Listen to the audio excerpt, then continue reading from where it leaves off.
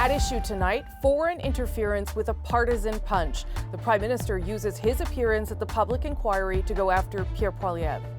The leader of the official opposition, who is certainly trying very hard to become Prime Minister, is choosing to play partisan games with foreign interference. This comes after the RCMP say Indian officials were behind crimes against Canadians, leading to the expulsion of 6 diplomats. It seems like folks within the Indian government have decided to create violence and unlawfulness in Canada. So what's to be made of how Canada is handling these issues with India, and are our political leaders responding as they should to foreign interference? I'm Rosemary Barton, here to break it down tonight. Chantal Hebert, Coyne and Althia Raj. Good to see you all. I must say I was, starting Monday, was desperate to hear from all of you about how things have unfolded, and especially after yesterday and the Prime Minister's testimony and his sharp criticisms and sharp words for Pierre Polievre, and then the Conservative response. So maybe let's start there, Chantal, in terms of what you made of what the Prime Minister did yesterday. I thought it was interesting and totally, I guess, unexpected. Not that the notion that there are parliamentarians associated with the Conservative Party, past or present, and parliamentarians, the term is important because it could be senators or MPs or candidates that have had or have brushes with foreign interference. We knew that from the parliamentary committee report that came out last spring.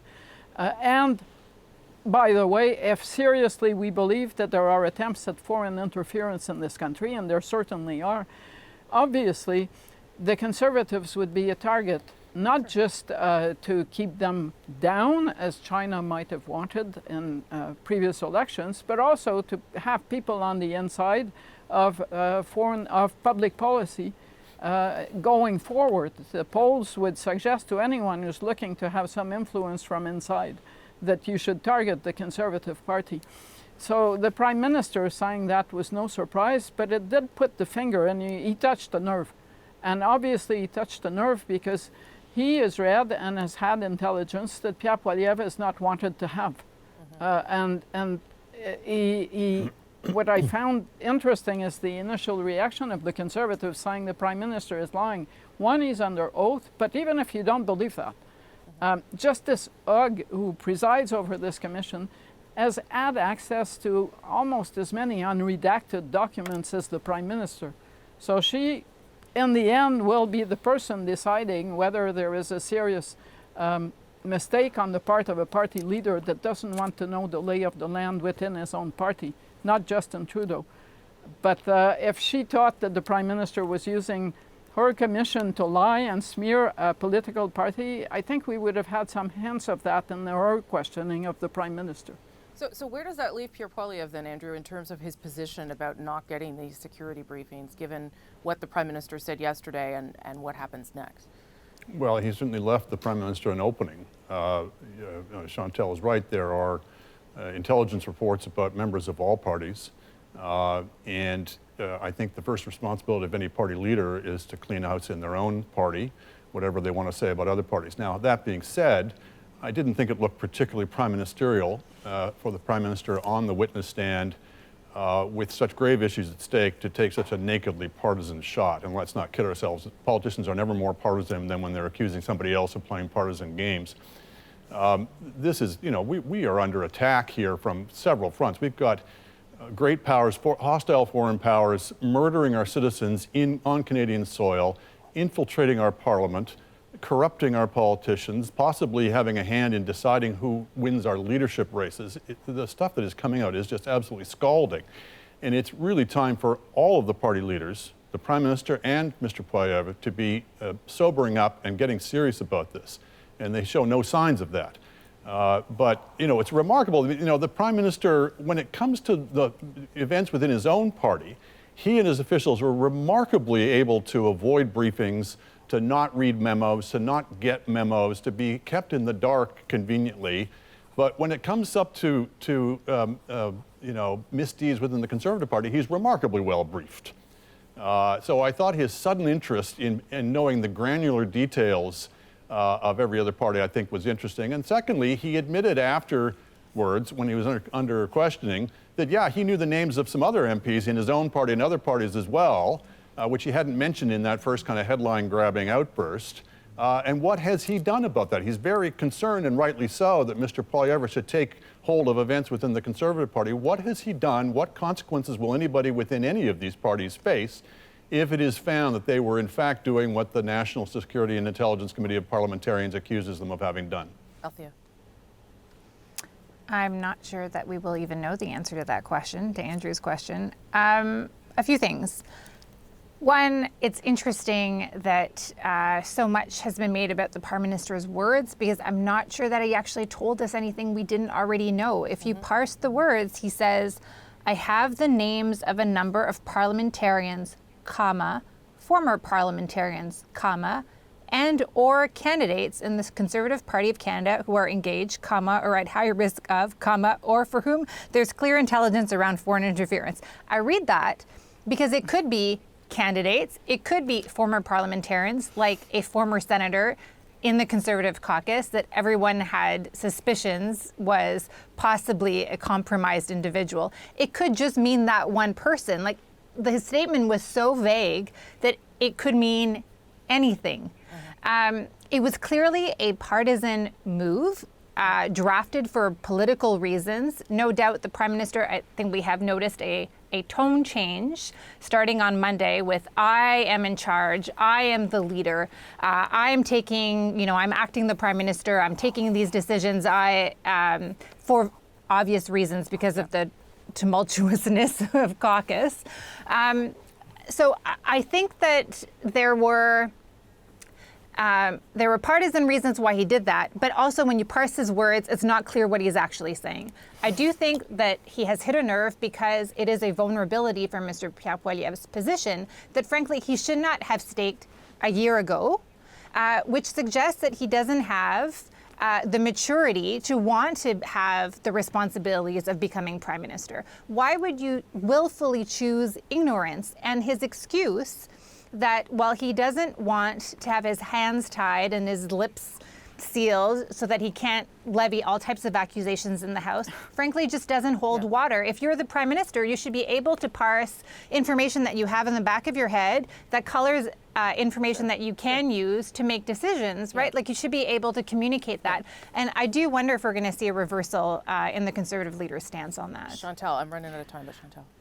Okay, two things. The Commission does interviews with the people who go on the witness stand before they go on the witness stand, and some of that transcript is shared. And I found it really curious that in that pre-interview, not on the stand, the Prime Minister told the Commission that this National Security Advisor had told him something, facts that were explosive, quote unquote, through those words, about another federal party.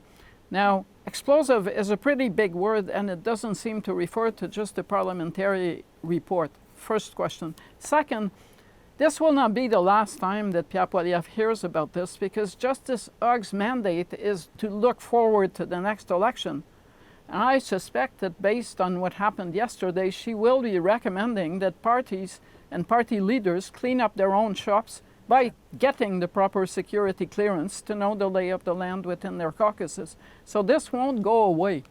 No matter how much the Conservatives say this wasn't fair and the Prime Minister was playing games. Unless, of course, he does get the security briefing. Just Althia's point quickly, Andrew. It's one thing to talk about existing parliamentarians or whatever, but we still have this large issue of nomination and leadership races, which again, there is an all-party consensus to do nothing about.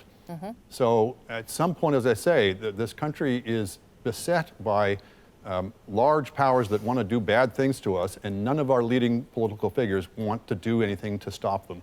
20 seconds, Althia. Well, I think that speaks to a larger issue, which is diaspora politics. And at what point are you willing to stop courting support of individuals who you know or suspect might be compromised? Okay, got to leave it there. We're going to talk about the other part of this, which Althia hinted at, all of this dissent, this brewing dissent within the Liberal caucus. The message that I've been getting loud and clear and more strongly as time goes by is that it's time for him to go, and I agree.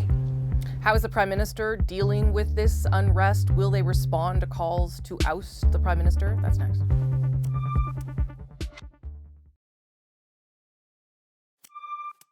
At issue, a push for change at the top. Some Liberal MPs are trying to oust the Prime Minister and planning to raise it at caucus next week. At least one MP is speaking publicly. The message that I've been getting loud and clear and more strongly as time goes by is that it's time for him to go, and I agree. Today we also heard 4 cabinet ministers have said they will not run again. How is the Prime Minister responding to all of this? How real is the threat? Let's bring everybody back. Chantal, Andrew, and Althia. I'll start with Althia because she broke the story just as this bureau was typing out the words. Althia's story went up before ours. It's a race to the finish line. We didn't curse you though, Althia. How dire is this situation for the Prime Minister right now? I don't know. There are several groups of MPs in caucus, and the numbers have grown. And what has changed is that they're talking to each other in a way that they haven't before, and they're obviously organizing in a way that they haven't actively before. Whether it amounts to anything, it's really too early to tell. One, because we've reported on this at the very early infancy and to the chagrin of many of the instigators who wanted to see this happen only after the fact. And two, the Prime Minister doesn't want to go, wants to fight, and is refusing to leave. So it will take a substantial number of caucus members to pressure him to resign. There is no heir apparent waiting in the wings, which complicates things slightly because the question of, well, what next isn't really answered. There are several mechanisms that MPs are discussing, and they are signing a letter encouraging him, or with the purpose of encouraging him to step down. Some people want to storm the mic at caucus. There are calls for a secret ballot vote at the next caucus meeting. Some people have suggested a press conference. But what they really want is for the Prime Minister to realize, in their view, that he cannot win and that he should just step aside so that another leader has possibly a better chance of winning. Right. I don't know. I mean, that seems like a gamble, Andrew, to me, to say this guy's of no use to us, so we'll dump him and we'll figure out who's next and we'll hope the path is easier. Yeah, the difficulty they have, I think, the Rebels, is the hopelessness of the situation. It'd be one thing if you thought we can make this change and at least have a fighting chance, or there's such necessity. I mean, you look at what happened with the Democrats, where Joe Biden said, "I'm not going, no way, no how." And people waited him out and forced him out because why? Well, because there was still a chance to win, and they absolutely had to win for the good of the Republic.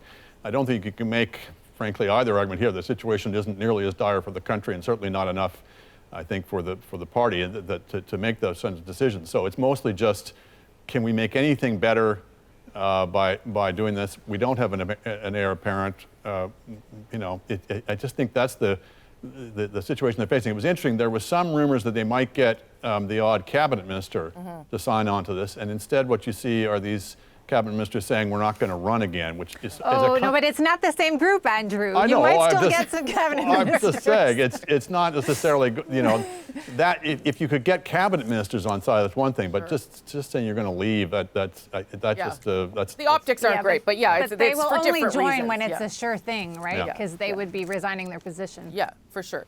Chantal, you've seen this play before, so how is this different, or how might it play out? Actually, there's a lot of it that looks like what I saw before, and I'm going back to when the last time Liberals signed a letter to tell a leader to leave. The leader was John Turner.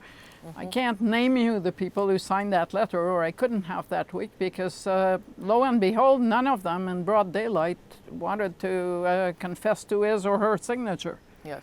And John Turner remained this leader. You do not get rid of a leader by signing a letter. No. For the record. People who have succeeded, but it requires a bit of a spine, the capacity to walk, were the people in the Canadian Alliance caucus who decided Stockwell they had to go. What did they do? They went and they sat, they left caucus, they left the party. Now, if those people who are signing letters, those MPs, really want to get rid of Justin Trudeau, then they can say they're all going to sit as independent, and he's going to be gone tomorrow because he will not have a government that he can sustain. But short of that, It's becoming a bit of a farce to watch. We're going to give him a letter, then we're going to storm the mics, and then what? It's very difficult to take down any political party leader in the Canadian system because the leader has all the cards, particularly over your nomination, for example. It's even rarer to see it happen to a sitting prime minister. If I'm right, I think it's only happened to 2 in our history. One was Jean Chrétien, the other was Mackenzie Bowell. So it's a really difficult job that they've assigned themselves. Well, and I don't see any evidence at this stage, Althia, and you're talking to people too. I don't see any evidence that anyone is willing to go in front of a camera and say these things, or do what Chantal is saying, suddenly form an independent caucus. Maybe they'll get there, but at this stage, they don't seem to be there. No, I can't see anybody walking out and doing what the group, like the Chuck Strahl group did under Stockwell. I don't see that happening. There are more and more people, though, who are being vocal. Like Sean Casey has come out and his message changed. You know, we heard from Alexandra Mendez, the Montreal area MP in September, who said, well, all my constituents want him to go. But she said she didn't go as far as Mr. Casey in saying, and I also think he should go. So the thing that has happened, and why I think that there wasn't that mobilizing factor after the Toronto-St. Paul by-election, was because it was the summer and the MPs weren't together. Now the MPs are together. So they're all talking to each other and they're realizing that they all feel the same way. I shouldn't say all. A lot of them feel the same way. I don't know if I could say most, but about them, at least half, I would say, feel the same way. Not a majority yet, though. I think once there is a shuffle, you'll have angry people, because you have people that are sitting on the fence at the moment who do not want to knife the light because they actually want to have a cabinet position for how many months, I don't know. And so there will be even more angry people, and then maybe they will have the numbers. But quickly, Chantal. But at some point, these people are on a clock with no one to lead them to the promised land that they all seem to be dreaming of. At this point, the most realistic scenario, and it's a stretch, would be under a new leader or Justin Trudeau to hold the Conservatives down to a minority. And we're not even there. So if they're going to spend the next 4 or 5 months that they may have doing this squabbling, let's see if we can kill the leader, not knowing who we want next, they have to be assuming that there are strong candidates who want to take the hit in the next election rather than wait out the election to become the leader of the party and try to pick up the pieces. Well, we know that there are. You can see what important questions of principle are involved, though. Okay, I gotta go. Who will give me a job? I gotta Who will save my seat? I suspect we'll talk about this next week after the caucus meeting Wednesday. At issue, a possible cabinet shuffle.